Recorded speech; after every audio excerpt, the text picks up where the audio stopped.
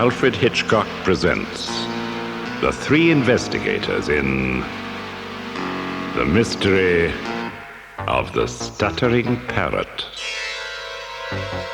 Written by Robert Arthur and dramatized by Edward Kelsey.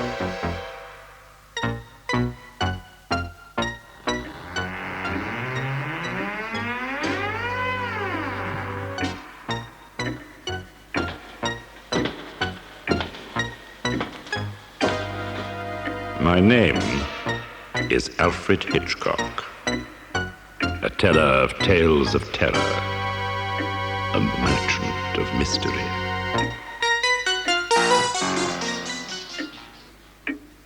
The trio of youths who call themselves the Three Investigators are Bob Andrews, Pete Crenshaw, and Jupiter Jones, all of whom live in the town of Rocky Beach on the shore of the Pacific Ocean, some miles from Hollywood.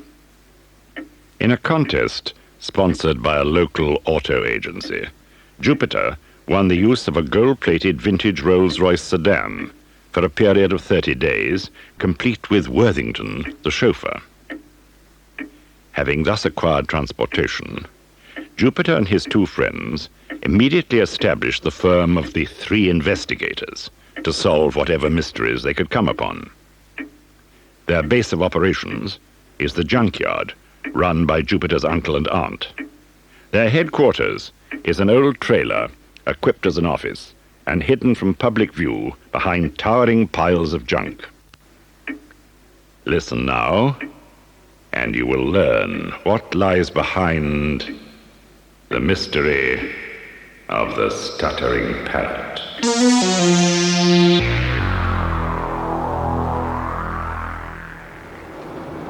I must say, Jupe, I've never heard of a parrot with a stutter.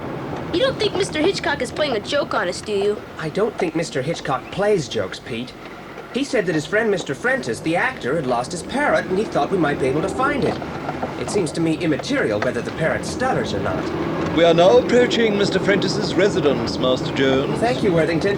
There appears to be a small black car already parked in the driveway, so with your permission, Master Jones, I shall pull up here and allow you to alight onto the pavement. The what? He means the sidewalk, Pete. Thank you, Worthington. Thank you, sir. Wait here for us, Worthington. Very good, sir. It's a strange-looking house, Jupe. Yes, somewhat unusual. It looks like a house full of locked rooms that shouldn't be open. A very good description, Pete. But knock on the door now, and maybe one of the locks will be undone. What's the scene is coming? Mr. Prentiss? What? We are the Three Investigators, and we have come... Sorry, I can't see you now. I'm in a great hurry. But Mr. Hitchcock sent us. He said... Well, he's not very polite. Certainly was in a great hurry. He's left his front door open. We'd better shut it for him. And call back later. What was that? Sounded like a call for help.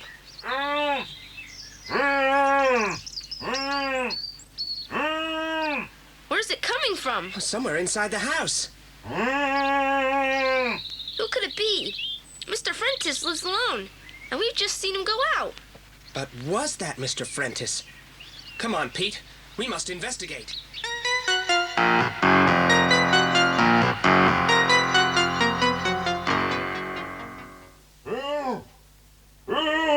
Whoever it is calling for help, he's in that room behind that shut door. Well, let's rescue him. Carefully. We don't know who or what is in that room. It may be a trap. I'll open the door very slowly. Be ready to run. You bet, Jupe. Oh, there's just one man in here. On the floor, bound and gagged. It's all right, sir. We will soon release you. Come on, Pete. I'll loosen the gag, and you untie his hands. Oh, thank you, boys. Thank you. It's fortunate we heard your cries for assistance. Good job Mr. Prentiss forgot to shut the front door behind him. Otherwise, we'd never got in. I am Prentiss. The man you saw leave is an imposter, a thief. When he heard you coming up the drive, he tied me up and rushed out. I thought as much. I am most grateful to you, but who are you? How do you happen to be here? Our cards, sir. The Three Investigators? We investigate anything. Question mark, question mark, question mark. Mr. Alfred Hitchcock sent us, sir. He said you needed some help to recover your parrot. Well, that was very nice of Alfred. I will be very happy to have you boys undertake the case for me. I feel I can trust you. I have already been to the police, but they hinted that as I am an actor, I was simply seeking publicity. But what about the man who bound and gagged you? I suspect that it was he who stole my Billy. Billy? My parrot. Billy is short for William. William Shakespeare. You know who he was, of course. Yes, sir. The world's greatest playwright. Hamlet is probably his best-known play. Ah, yes, Minnie, this is the time I played Hamlet. Oh, I was a great success as Hamlet. To be or not to be, that is the question. A line from Hamlet. My parrot used to quote it over and over again. He must have been a very educated bird. Oh, he was. He quoted it in a very good British accent. There was only one drawback. Drawback? The poor bird stuttered. Yes, Mr. Hitchcock told us. Very strange. Most. When the bird quoted the line, he said, "To-be or not to-be? That is the question." How long had you had the parrot, sir? Barely 3 weeks. I bought it from a Mexican peddler who called at the door. A Miss Irma Wagoner, who lives in the next block, sent him. She bought a parrot from him, and when she heard Billy quote Shakespeare, she felt sure I would be interested. And you were. Was this man a regular parrot peddler? I really don't know. When I saw him, he had just 2 cages on his cart. One held Billy, the other contained some curious-looking darkish bird, all bedraggled, which he said was a rare black parrot. Did the peddler tell you his name? No, but he was very anxious to sell the parrot. I bought it for only $15. No one else wanted it because it stuttered. You think the peddler had stolen the parrots, Jupe? I doubt if he'd have been selling them on the open street if he had. However, it is obvious that he was not the original owner and trainer of Billy. How do you figure that? Well, Mr. Prentiss says Billy spoke with a British accent. The peddler was a Mexican. Oh, sure. Now, Mr. Prentiss, tell me all you can about the disappearance of the parrot. Well, my boy, about 3 days ago, I went for a stroll, leaving my door unlocked. When I returned, Billy was gone. There were tire marks in my driveway, and I don't own a car. Obviously, someone had driven up, entered the house, and stolen Billy in my absence. I see.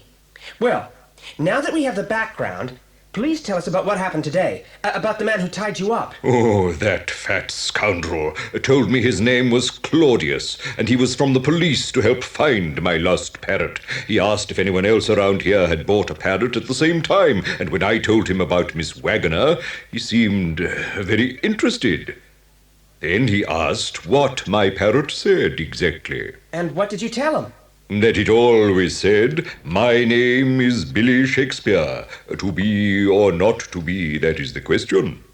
You didn't tell him that Billy stuttered? No, I thought the police would simply laugh at the idea of a stuttering parrot. So, Mr. Claudius was very interested in the bird's speech.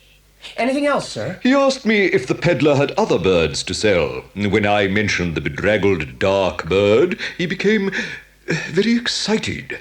"That must be Blackbeard," he said out loud. Well, at that point, I became very suspicious. "You are not from the police," I said. "I believe you are the infernal scoundrel who stole my Billy. Return him at once, or it will be the worse for you." That's what I said. And then? Oh, then we heard a noise outside. Mr. Claudius rushed to the window, apparently saw you boys coming up the drive, swiftly overpowered me, bound and gagged me, and rushed out. And then, fortunately, you found me. It seems almost certain that Mr. Claudius stole Billy Shakespeare and came back here because he needed more information. Our first job, then, is to locate Mr. Claudius. Gee whiskers, what's that? Someone knocking at my front door. Who could it be? I am expecting no one. Answer it, Mr. Prentiss. We'll be right behind you.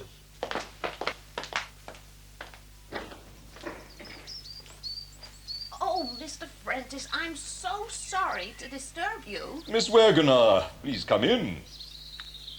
Oh, you have company. I'll come back later. We were just leaving. These two young men are investigators. They are going to assist in the recovery of my parrot. Really? Oh, my, isn't that a coincidence? I've come over to see if you had any news about Billy because my parrot has disappeared too. What? I went out to buy her some sunflower seeds, and when I came back, she was gone. Oh, I shall miss my little Bo Peep. Did, little Bo Peep talk, Miss Wagoner? Oh, yes. In a perfect British accent, she would say, "Little Bo Peep has lost her sheep and doesn't know where to find it. Call on Sherlock Holmes." Isn't that a curious speech to teach a parrot? Yes, ma'am. When did you notice your parrot was missing? Just a while back. I was feeling a little shaky already because I was nearly knocked down as I neared my home by a little black foreign car going terribly fast. Claudius. Yes. Mr. Claudius drives a small black foreign car. Mr. Claudius? Yes, Miss Wagoner. We believe that this Mr. Claudius has stolen Billy Shakespeare, and from what you tell us, he's stolen little Bo Peep as well. But why? That is what we shall endeavor to find out. Come on, Pete. Back to the rolls.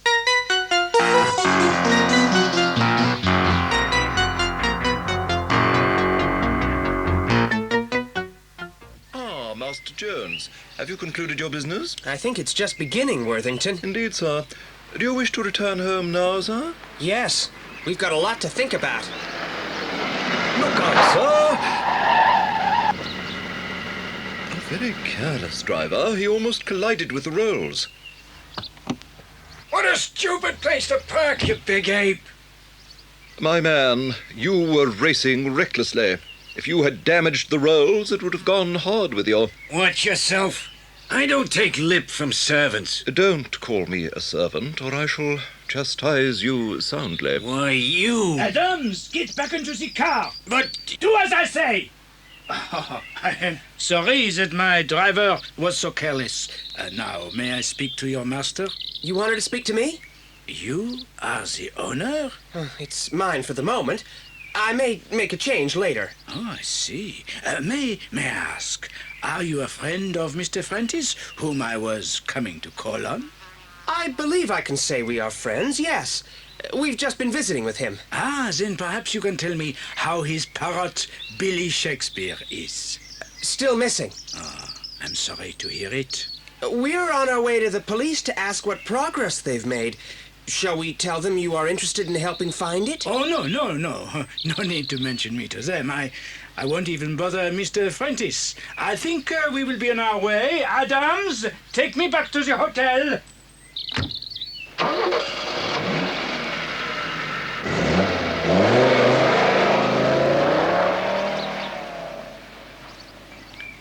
You handled that situation very well, sir. Thank you, Worthington. Look, may I ask what all this is about? Those men in the car were tough customers. The kind I'd hate to meet in a dark alley. Yes.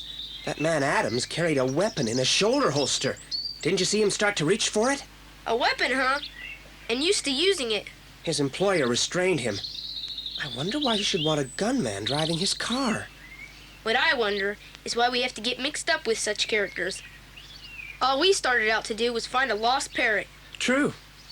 So far, we've run into a sinister fat man, a man with a foreign accent who has a hired thug driving his car, heard about a mysterious Mexican peddler, and another missing parrot. What exactly is going on? In the course of time, I have no doubt that our investigation will reveal the answer. In the meantime, Worthington, take us home.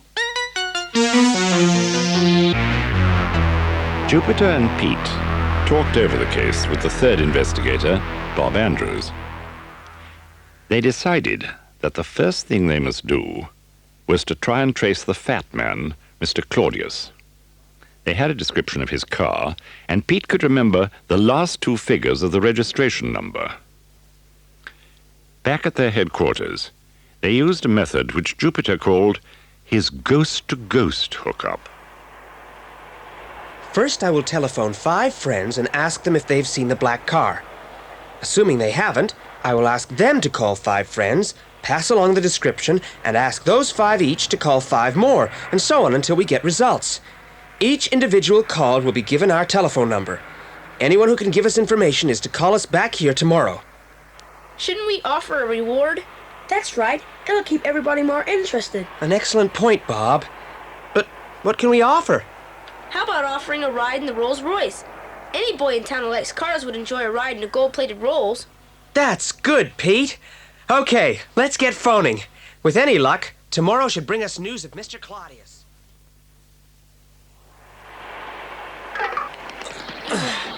Shouldn't we be trying to find Mr. Claudius? Time is getting on, Pete, but we've received no information. We can think and talk while we work and earn a little scrapyard money at the same time. I felt certain that some boy would have seen that car of Mr. Claudius. Shh. Don't talk too loud. There's somebody coming. Oh, it's only a little Mexican boy. He's got a box with him. He probably wants to sell some junk. Can I help you? You are Senor Jupiter? My name is Jupiter Jones. My name is Carlos.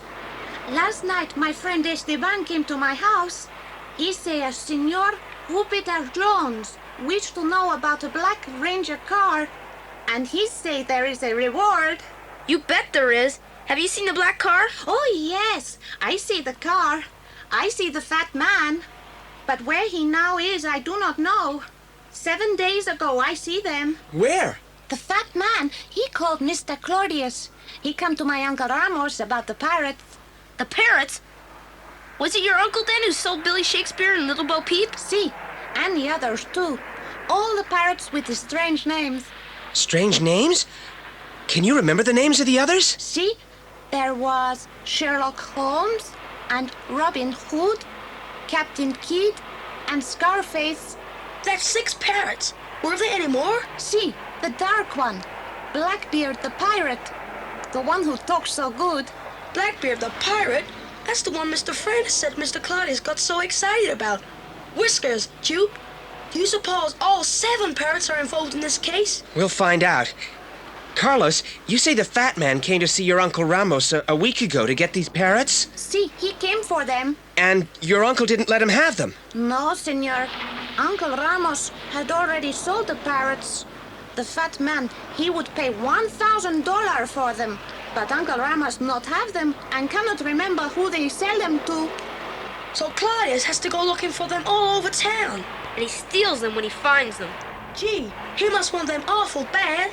If only we knew where he lived. You want to know where the fat man lives? Yes. Oh, now I understand. When the fat man leave my Uncle Ramos, he promised him much money if he remember where he sell all the parrots. He gave him this card. It's a visiting card, and it's got Mr. Claudius's address on it. You have what you want? We certainly have. Then I will have the reward? The ride in the beautiful Rolls Royce auto? We'll take you home in it. Pete, phone for Worthington.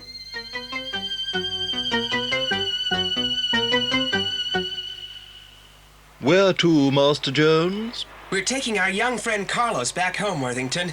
He will give you directions. Very good, sir. Master Carlos, will you be so good as to ride in the front with me? See, but can I take this box into this beautiful auto? Of course. Let me help you with it. What's in it? Blackbeard the pirate. The black parrot? See, a lady, she bring it back to my uncle. She say it is not a parrot. Everyone say it is a starling, so she want her money back. So Uncle Ramos give her back $5. I was going to take it to Mr. Claudius after I talk to you. May we see the black parrot? Of course. He is in the cage. I put the cage in the box because he is talking all the time. See, I open the box.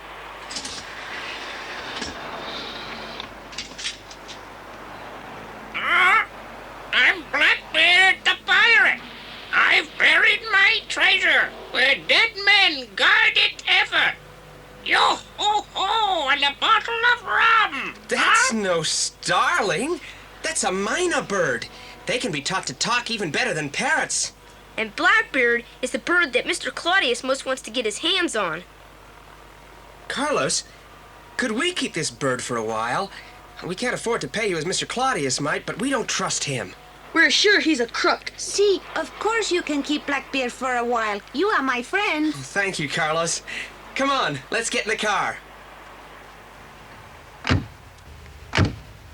Which way, Master Carlos? Straight ahead and then turn to the left 3 miles along the main highway.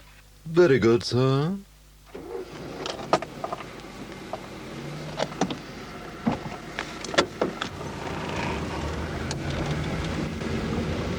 Where did your Uncle Ramos get the parrots in the first place?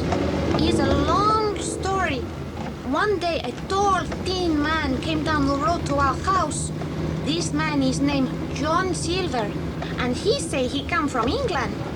He is weak and sick and have not much money. He asked Uncle Ramos to let him stay, and my uncle say, all right. Senor Silva have only some clothes in a sailor's bag and a metal box, long and flat and wide. This box has strong locks on it. Mr. Silva sleep with it on the mattress. What was in the box, Carlos? That is what my Uncle Ramos asked. Mr. Silver, he laugh and say, this box hold piece of the rainbow with pot of gold underneath it. A most mystifying description. Go on, Carlos. Mr. Silva is very sick. I ask him why he does not take pot of gold from under rainbow he said he has in box and go to good doctor. He tell me he do not dare. Not there? Why? He say if he try to sell pot of gold, he have to tell his real name and how he get it. He is in America not legal and would be deported back to England and put in jail. So he has to live here as long as he can. But what about the parrots? One day, Mr. Silva bring home 6 young parrots with yellow heads and a black bird. The yellow birds he keep in cages and teaches them to talk. The black bird he called Blackbeard, and he ride on his shoulder all the time. He teaches them all special words and gives them funny names. You don't remember what he taught the parrots? No, too hard for me. Then one night, Mr. Silver, he go away. He take metal box with him. He is gone 3 days. When he come back, he is very weak, very sick, and he has no metal box. He say he has hidden it. He say he will die soon, but he does not give us metal box with piece of rainbow in it, because it would give us much trouble. Instead, he write long letter. He give it to me to mail. Do you remember the address on it? No, Senor Jupiter. But it had many stamps. Possibly mailed to somewhere in Europe then. Mr. Silver say that soon a very fat man come. He will give us $1,000, and we will give him the talking birds. He says that it is his best joke ever. He said it is a joke that will make the fat man sweat very hard. He go to sleep laughing at his joke. Then, in the morning, he does not wake up. But the fat man didn't come, did he? No, because Mr. Silver is our friend. We arranged that he be buried in a little churchyard down the street. We have no money, but we promised to pay soon. But 2 weeks go by, and fat man does not come. So Uncle Ramos take the birds from door to sell them for the money we need. And then the fat man, Mr. Claudius, finally came. Yes, he is very angry that we sell parrots. In the end, he go but leave his card with his address. He tell Uncle Ramos to let him know if he can remember where he sell parrots. But Uncle cannot. It is too bad. $1,000 would be most nice to have. Thank you, Carlos. It's a very interesting story. But what does it mean? It means that the parrots are important enough to Mr. Claudius to make him pay $1,000 for them. And break into houses and steal. When we've brought Carlos home, we must start rechecking our facts. Frankly, this case has taken on aspects that puzzle me. They don't puzzle me a bit. They just baffle me completely. There's one thing we're sure of. What's that? We have the bird that Mr. Claudius is most anxious to obtain. Blackbeard the Pirate. I'm Blackbeard the Pirate. I've buried my treasure where dead men guard it ever. I never give a sucker an even break, and that's a lead pipe cinch.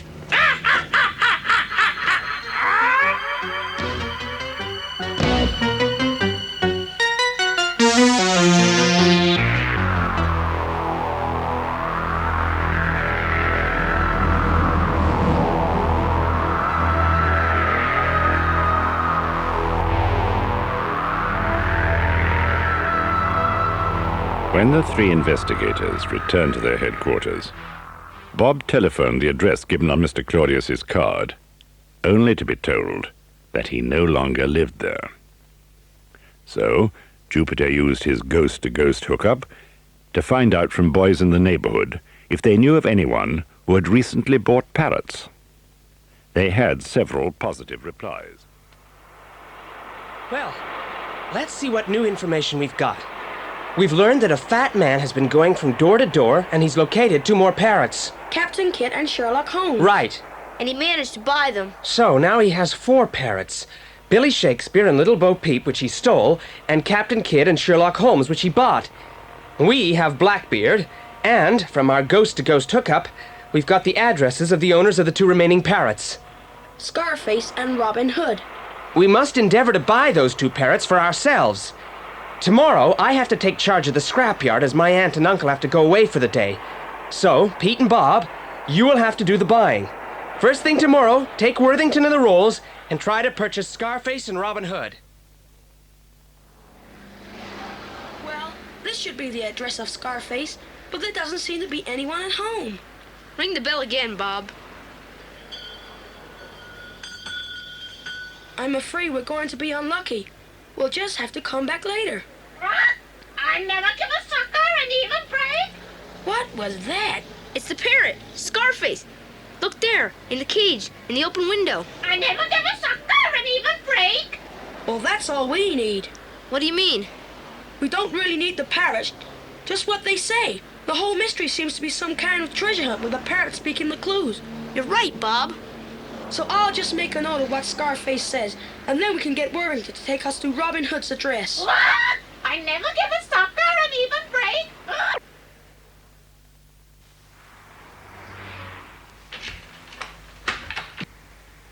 Yeah? What do you 2 boys want? We're sorry to bother you, sir, but we wonder if you have bought a parrot recently. Have I bought a parrot? Have I bought a parrot? You better believe it. Could you tell us what it says, sir? Would that I could. Well, that Mexican guy who sold it me, it called itself Robin Hood and rattled off a string of words. But it hasn't spoken a single word since. My wife is disgusted. She'd rather have a canary. Would you sell it, sir? You can have it for what I paid for it, $25. I've only got 10. That'll do. Here, take the bird. Thank you, sir. I'm glad to be rid of it. Come on, Pete. Let's get Robin Hood back to the headquarters and see if we can get it to talk. I'm sure Worthington parked the car just round this corner. I can't see him anywhere. That's strange. Worthington is always very reliable. Perhaps Jupiter needed him urgently and called him up on the car phone.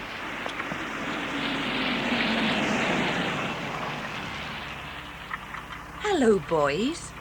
Are you looking for that old Rolls Royce? It drove away a few minutes ago.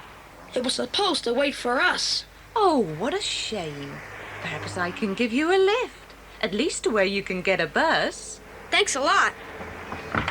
Come on, Bob. We'll get a bus over at Wilshire. Right. Thank you, ma'am.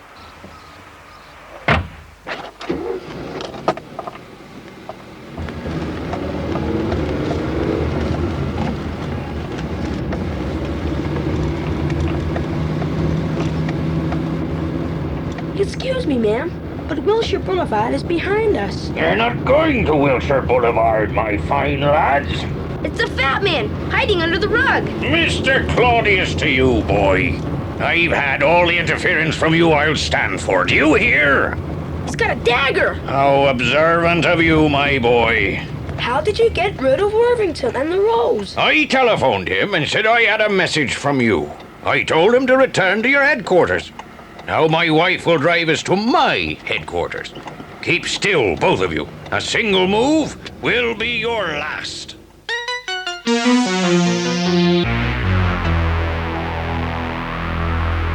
here, both of you.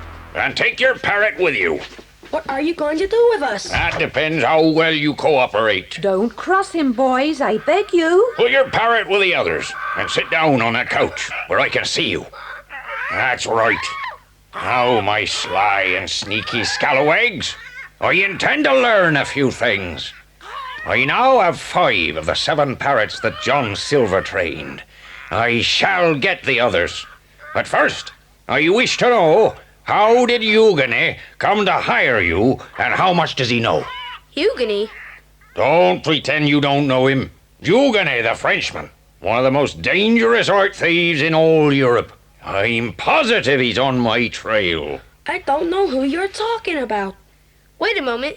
Is this Mr. Huguenet about medium height, with dark hair, a French accent, and a little mustache? That's him! So you do know him? We don't know him. Jupiter and I met him outside Mr. Prentiss's house that day we met you. He went off when Jupiter suggested going to the police. Yes, Huguenet would be anxious to avoid the police. But I don't understand. If you're not working for Huguenet, why are you interested in these parrots? We are just trying to get Mr. Prentiss's Billy Shakespeare back for him. Is that all? I was so sure you were working for Huguenet.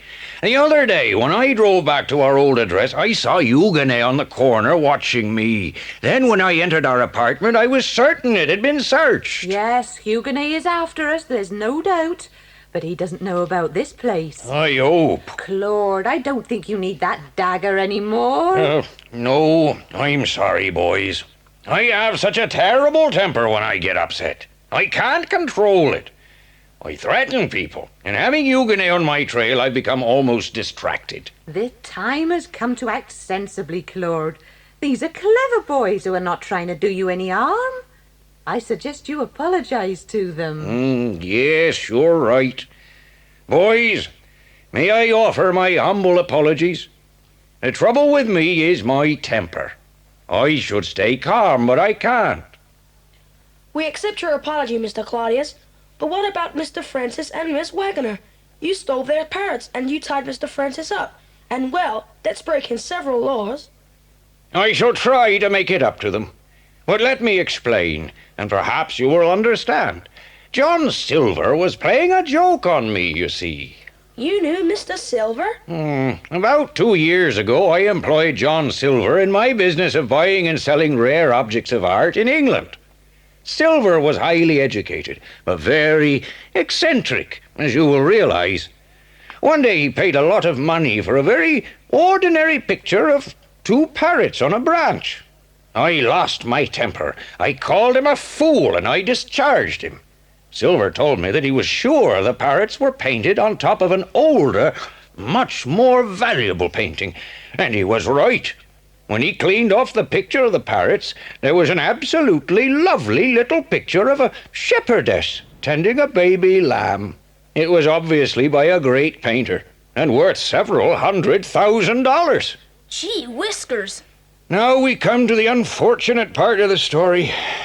John Silver said that as I had discharged him, the picture belonged to him. I said as he had bought it while in my employ, it was mine. He offered to share it with me. That sounds fair. After all, he found it. It was fair, but Claude does fly off the handle if anyone opposes him. Yes, I threatened him with arrest, so he took the picture and left the country. I didn't know where. He came to California and stayed with Carlos's Uncle Remus. It must have been the picture he had in the flat metal box. He called it a piece of the rainbow, with a pot of gold at the end. An excellent description. It's a beautiful painting.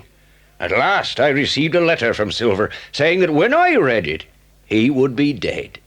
It also explained that he had trained 6 parrots and a mynah bird, each to repeat a message.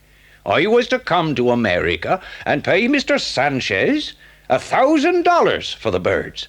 Then I must make them speak and solve the riddle of their message before I could find my lost shepherdess. I guess it was his way of punishing you for the way you treated him. Exactly. But no harm would have been done, except that I was away when his letter arrived, so that by the time I got to America, Mr. Sanchez had already sold the parrots. Now I have to find all the parrots and solve the message before Huguenet. Yes, Huguenet found out about the picture, and he's on our trail. He'll stop at nothing. So that's why you stole Mr. Prentiss's parrot. Yes, but it's all been for nothing. I have 5 of the 7 birds, but I know only the message Mr. Silver taught Billy Shakespeare. The rest won't talk for me. They won't speak, and they act as if they never will. Well, Mr. Claudius, I think we can help you. If you promise to pay Mr. Sanchez the $1,000 when you recover your picture. Of course. I always intended to do that. Great. Now, we know what Billy Shakespeare says. Miss Wagner told us what Little Bo Peep says. We overheard what Scarface says, and we've got Blackbeard back at our headquarters. He talks like anything. But that still leaves Robin Hood, Sherlock Holmes, and Captain Kidd, who just sit there not saying a word. Perhaps if we wrote down what we knew, it would make more sense. A good idea. Oh, the letter gave the order in which the parrot speeches are to be taken. Here it is. Good. That should help. So, the speeches should go like this. Little Bo Peep has lost her sheep and doesn't know where to find it. Call on Sherlock Holmes. 222B or not 222B? That is the question. I am Blackbeard the pirate, and I buried my treasure where dead men guard it ever. Yo-ho-ho and a bottle of rum. Then Robin Hood, Sherlock Holmes, and Captain Kidd should say something. And finally Scarface. I never give a sucker an even break. But I don't understand it. It doesn't tell me a thing. Nothing at all. If we could get the 3 missing parts of the message, they might shed some light on what puzzles us.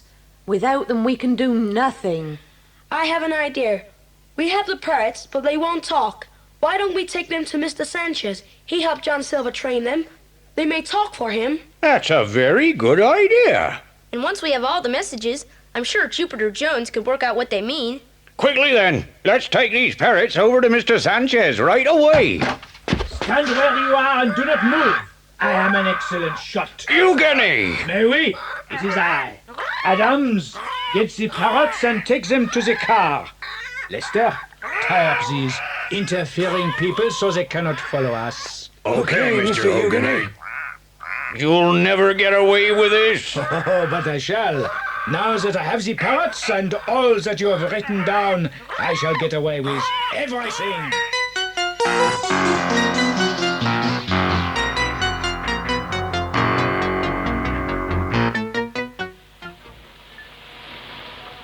It was fortunate Huguenet and his gunmen didn't make too good a job of tying you up, Bob.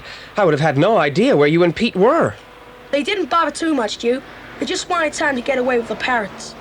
If only they hadn't taken the parrots, I'm sure we could have got them to talk. We don't need the other parrots. What?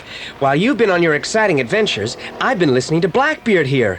He's a very clever bird. He hasn't only learned his speech, he's learned all the others, too. What? Robin Hood and Sherlock Holmes? Yes, and Captain Kidd. Listen, I'll start him off. Little Bo Peep. Little Bo Peep has lost her sheep and doesn't know where to find it. Call on Sherlock Holmes. 222B or not 222B? That is the question. I'm Blackbeard the pirate, and I've buried my treasure where dead men guard it ever. Yo-ho-ho and a bottle of rum. I shot an arrow as a test. 100 paces shot it west. That was Robin Hood. You know my methods, Watson. 3 sevens lead to 13. That must have been Sherlock Holmes. Look under the stones beyond the bones for the box that has no locks. I suppose that was Captain Kidd. Yes.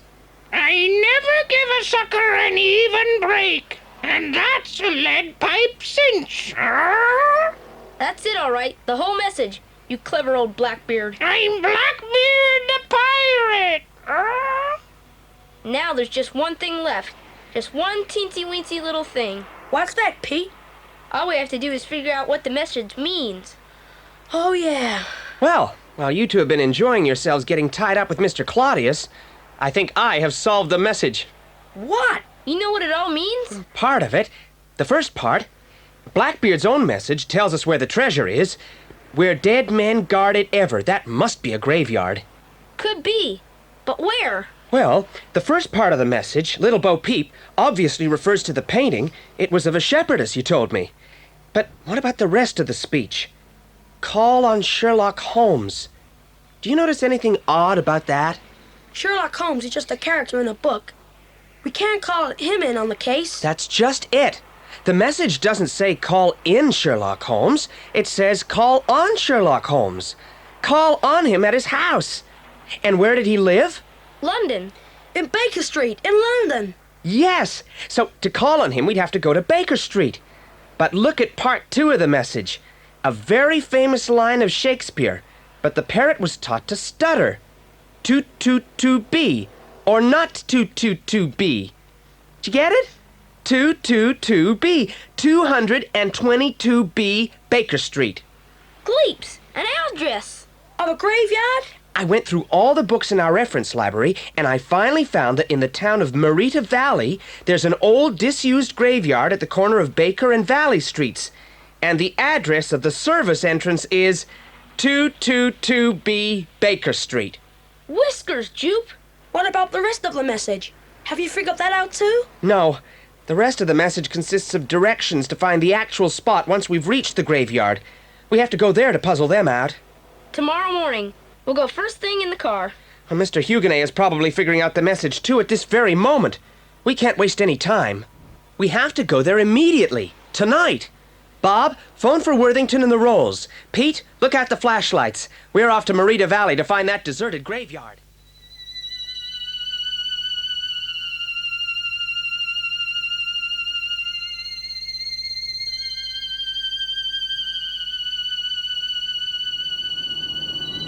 There, just ahead, Master Jones. 222B Baker Street. Keep going, Worthington. Right around the corner. Very good, sir. We don't want anyone to see us going in through the main entrance to the graveyard at this time of night. Gee whiskers, Jupe. I don't fancy going into a graveyard at all. At this time of night. Well, there's nothing to be scared of, Pete. Right, Worthington. Stop and let us out here. Very good, Master Jones. Well, wait for us here, Worthington. We may be quite a while. Yes, sir.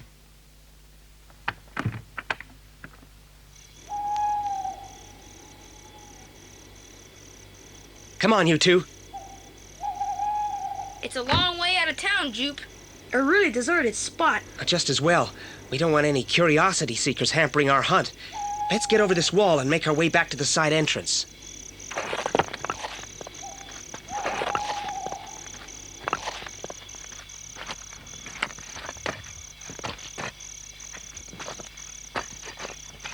Well, here we are at our starting point. 222B Baker Street. What do we do now? I've got the messages written down on this paper.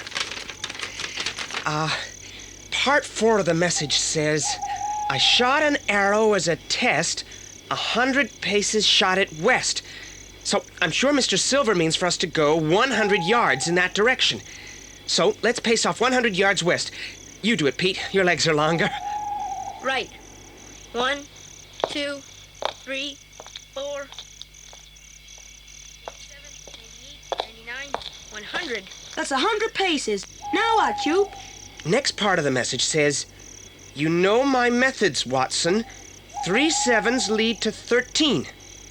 Look, those 3 headstones standing together. Look at the names. S-E-V-E-R-N. Josiah, Patience, and Tommy. Severn.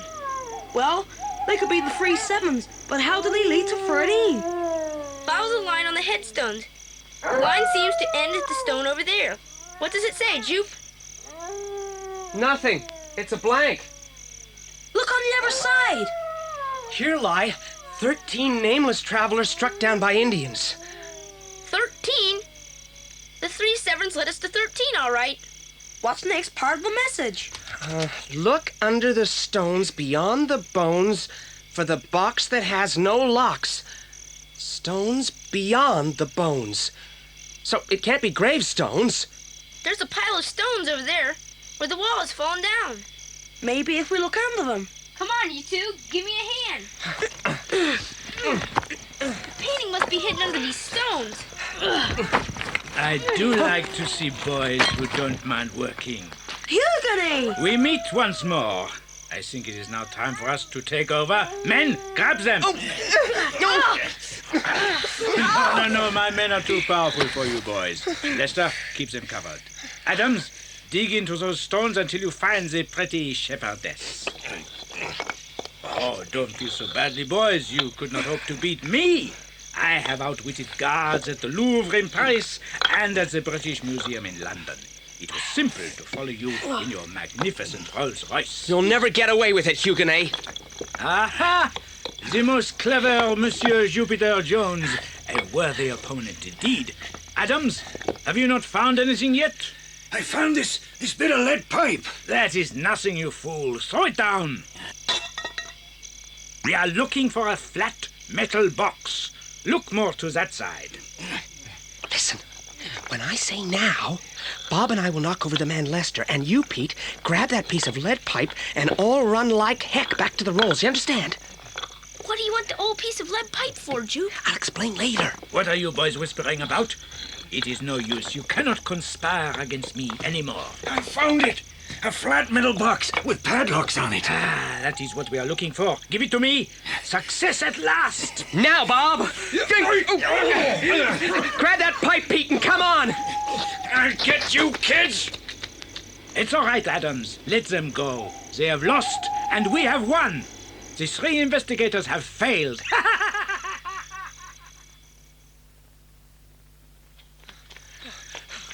Quick into the rolls. Home, Worthington. Quick as you can. If not quicker. Very good, Master Jones.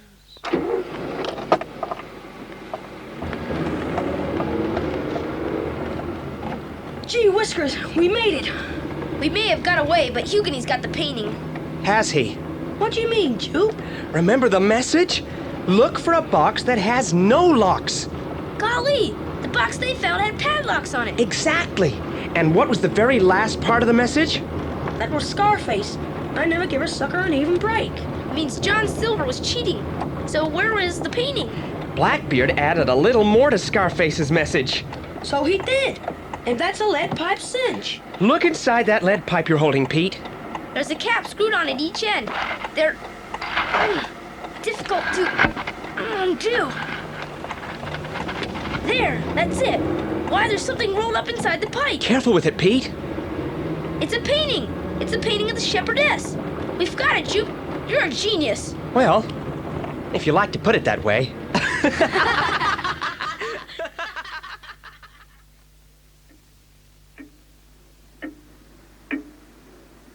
And so the parrots were recovered and the lost masterpiece found. Mr. Claudius paid the $1,000 to Mr. Ramos Sanchez, and the 3 investigators embarked upon a new adventure.